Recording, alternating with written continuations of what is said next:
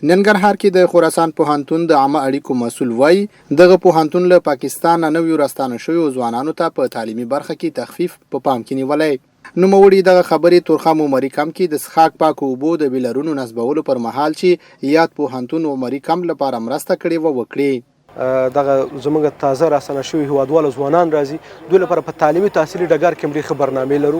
د ډیل برنامې نه نیولې په لیسانس برنامو کې په ماستري برنامه کې او په ښوونځي کې ځکه خراسان پوهنتون یو اداري او علمي او تحصیلي کمپلیکس دی په دې ټولو کې موږ دوی ته یو ځانګړی تخفیف او ځانګړي سکالرشیپونه په پام کې نیولي دي نو هغه به انشاءالله ترسره کیږي هم ښوونځي کې هم په لیسانس برنامو رشتو کې څانګو کې هم په ماستري کې هم د ډیل په برنامه کې ترڅو دوی په تعلیمي تحصیلي برخه خپل رول ادا کو. له پاکستان نه راستون شوی یو ځوان چې یاد هیواد کې ښوونځی لوستی وایي د پوهنتونونو لخوا دا ډول تخفیف ځوانان زده کړو ته تشویقولی شي. دلته چې ډېر ځوانان چې په دې هیله او په دې تمه راغلي دي دلته د وطن ته هغه ټایم چې د همدې دپاره د وطن د خپل آبادۍ په خاطر باندې ډېر کوشش کړی چې مثال